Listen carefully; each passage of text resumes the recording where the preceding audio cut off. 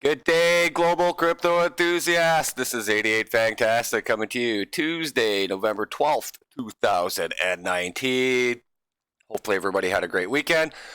What are we doing? Where are we at today? We actually found three pretty decent articles for you guys. We really wanted to show you something in the Bitcoin wallets. I'm sure if you guys follow our Twitter trade and Twitter, and all them stupid social media things, you might have heard about the one Bitcoin wallet that just came on and exploded onto the scene. We'll show you that wallet here in a few minutes here, and then we'll go over our market review. We want to see what's been happening over here over the last 14 to 20 days, and then our movers and shakers. Excuse me. So as we see, Bitcoin sitting at $8,768 with a 24-hour day low of 8,636 and a day high of 9,110, which had to be like almost 24 hours ago because it hasn't made over 9 grand since I've been up yet today. So what are we seeing in our market here today? Let's have a look at our movers and shakers. And again, for me, the craziest thing of all is looking at this number right here, which is the total amount of cryptocurrencies available to purchase, which is now sitting at 4,800. When we started doing these videos in January of 2019, we were lucky to be sitting around that 1,900 to 2,000 mark. And again, the thing that scares me the most is when the market is, when we've been in a, basically you've been in a bear market for, I think we're 22 months now, somewhere in that range. And companies keep opening up into a market like that. To me, that's bad. That's bad because there is no new money coming in right now. And when you double the amount of currencies or cryptos that you can buy, that tells me at least, I mean, just my personal opinion, half of them have got to be fucking scams. Like, how would you open up a business when it's like opening up a business in Venezuela, a shoe business in Venezuela, a Nike store in Venezuela right now. You're not going to sell anything. So again, our most important rules on this channel are always double check your address bar before you hit enter, because once it's gone, and always be comfortable with the choices that you make before, because you got to go out there and work for this money in order to put it into the market. So just be careful with it, right? Let's have a looky here on our gainers over the last 24 hours. VeChain still having a solid 7 days. I'm personally not a big fan of VeChain, but you know what? If you own it, you got to be happy. At least you've seen some growth for at least a week solid. You had a minor pullback, but again, right now where you're sitting at the top is definitely better than where you were sitting at the bottom. Komodo continues to push it out. 2 weeks ago, we saw Komodo was sitting at that 55-cent range. A little bit of a scale back today, but that's very nice. Me personally own a lot of Komodo. So again, another one I own a lot of is Neo. Very happy to see that. Finally getting some love. Bitcoin with its huge $13,000 in volume shouldn't even be fucking up on the board. Again, I apologize for the language. That's just the way I talk every day. But again, when you see volume that's got $13,000 and it's a top 100 coin, these are the things that I really wish the crypto market would really get together with and literally have a set volume for 24 hours in order to be listed on these websites rather than who's that, Thor chain or whatever the fuck it was at $100,000. Like, give me a break. Who's getting their butts kicked? Oh, well, DX Chain, because it's been at the top of the board for about a week straight. We see Cosmos with a nasty pullback today. But, you know, Cosmos has had about 2 solid weeks. We see Stellar coming back just a little bit. But you know what? When DX Chain's at 33% and everybody else is basically at 5% or less, it's not a bad day whatsoever. So, okay, so now we know our money when the market dropped all the way back. We know that money came in October 25th. So now we're sitting at about that 3-week mark. Let's have a look at the last 14 days, and we'll just do our top 50. And we're just going to do negative or positive 10% today, and we'll see what's happening. Because these last 2 weeks, the market's been really stale, and we had some money come in with a couple of more pullbacks.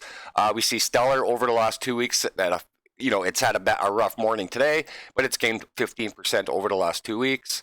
And we're just going to do double digits, red or green.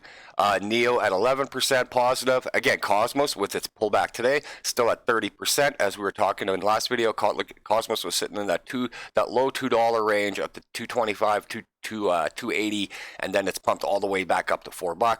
Tezos at 38%, Maker at 23%. There's your VeChain. Again, not a big fan of VeChain, but you see the punishment that it's been taken for so long. Now to see it at 60% over the last 2 weeks. There's our first negative in the red, which is Inside Chain at minus 10.7. We got Decred at plus 48. Never heard of this coin in my entire life. But then again, it hasn't even been alive for more than 3 months yet, so it gets no honorable mentions just yet. Mex coin, again, another brand new one. It's been taking it on the chin ever since it entered the market. VeChain at 20%. And what else do we got here? Centrality at 13%. And Nano, we've got Nano at almost 21%. So again, we've only seen one or two in the red. We've seen a handful into the green. So I mean, that's fairly positive. But again, with Bitcoin's dominance at 66%, when the money's coming in and Bitcoin's dominance isn't rising, normally, say a year or two ago, that would be a really good thing. Now, what we're seeing now is when that extra money comes into the altcoins, to me, it looks like it's just another setup for them. They're going to get ready to hammer Bitcoin again and slam the altcoins really bad. So what I mean by that, we could see, again, don't know if it's going to happen, don't want it to happen, really want to see the market go up.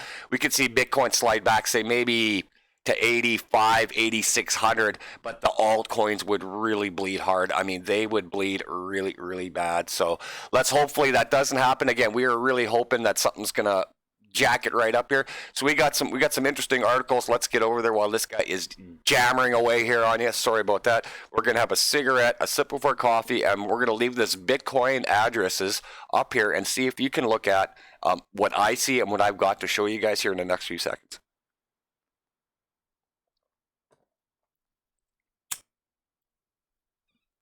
Okay, so today being November the 12th, so what we're looking at is when was your first in and when was your last in? How many times have you put into your wallet and how many times have you sent out of your wallet?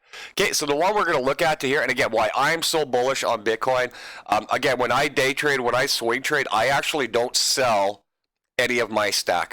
Since I've been in the market since April of 2018, every time I trade or buy or do something, it's always going into my main portfolio with my real money. My faucet money is completely free money that I accumulate in my free time with my crypto tab browser and so on. That stuff I will trade into Bitcoin at some point. But since April, or I should say July of 2019, we announced on the channel that we started swing trading. I am now at the 18 trades right now. I've had 3 bad trades. I've had 15 good ones. I'm sitting at almost 200% right now. So what I do is I put some separate money aside and I put them into 3 or 4 different coins and I swing trade. And all I do is wait for a weekly low or a day bottom and I'll hold on to it until I make at least my 8 to 10 to 12% is what I'm trying to go.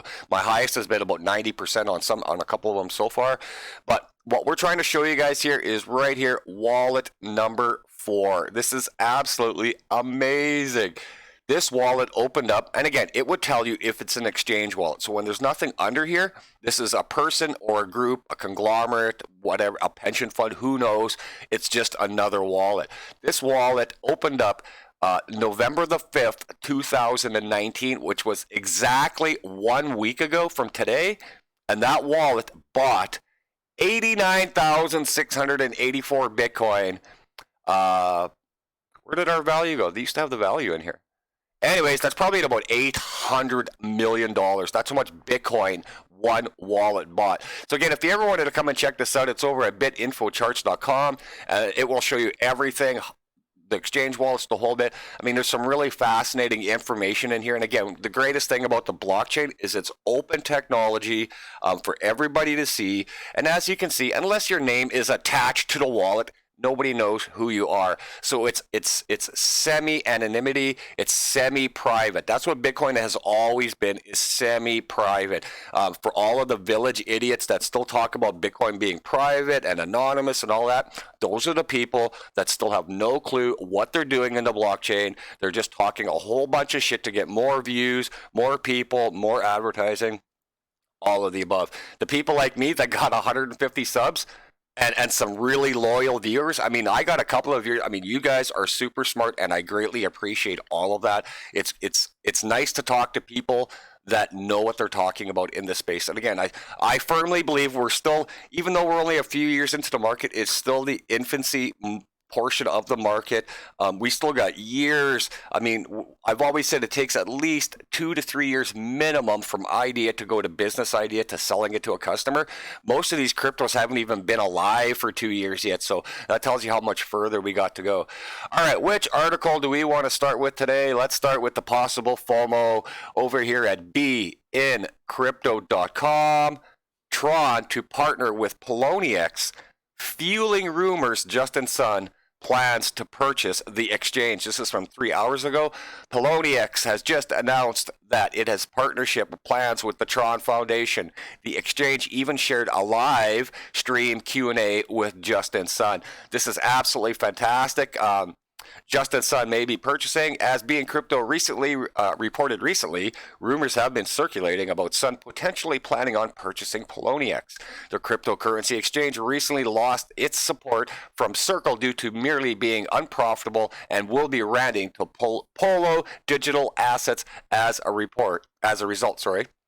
However, reports indicate that Tron founder Justin Sun has been making appearances at Circle's headquarters, allegedly to strike a deal on the exchange. It seems that Sun is planning on buying it all. So that's really cool. But again, it's just one of those ones. What's he going to do with it? Is it going to be certain coins only? Who knows? But you know what? It's nice to see at least he's putting the cabbage that he's earned back into the market, into the cryptocurrency space itself. Again, I'm not sure what he's going to end up doing with it. Comments below are always greatly appreciated. We're going to save the CME one for last, and here's one we're going to talk about over at Cointelegraph.com. I've personally talked about the state of Wyoming on my channel since January of 2019.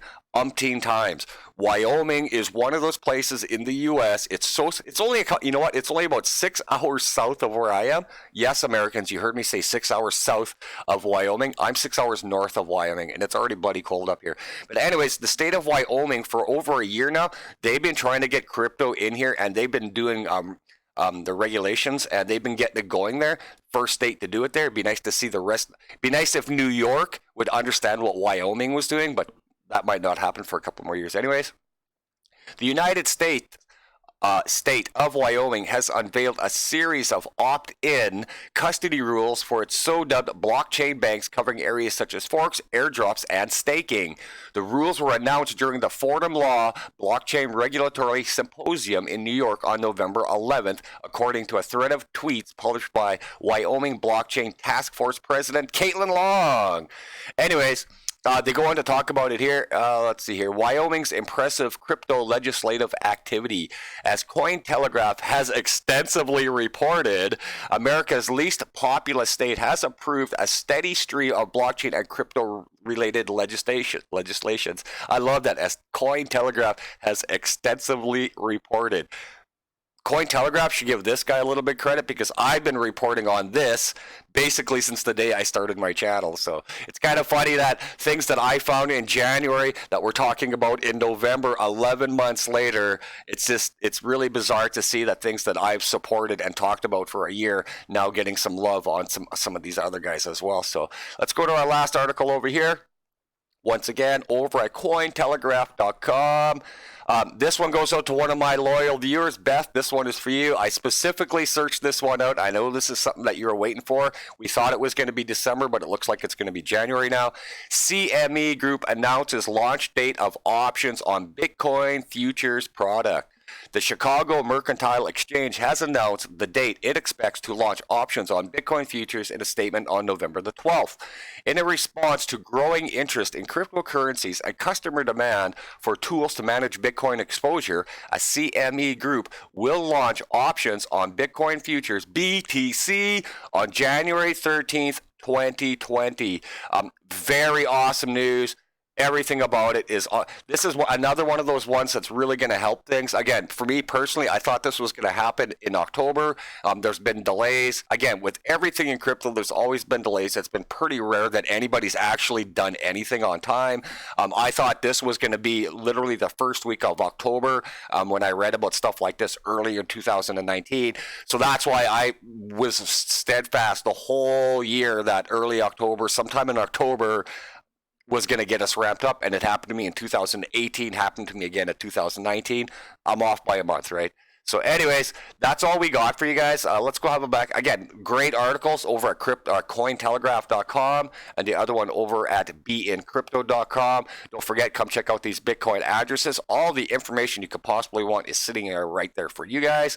And as we get out of here, we got Bitcoin priced at 8,765. And as you can see, the market has just been really steady here. So who knows what's going to happen again. Really watch that Bitcoin dominance. If money's coming in and BTC still sitting at 66%, and we get money come in, that's more than likely going to result in a massive altcoin setback with a minor BTC pullback. But on the other hand, we could see a BTC push with everything getting some love. But who knows here? That's the one thing we're scared of. We don't want to see Bitcoin's dominance actually slide backwards currently, because the market is still so new. When Bitcoin's dominance slides backwards, that means the market is always taking a nasty kick in the nuts. And because anybody that's new in this market just doesn't know what's going on right now. So the only thing they can trust basically is Bitcoin, and everything else is just really up to you and me trading it back and forth. So that's all we got for you guys today. Lots of yammering, lots of talking today.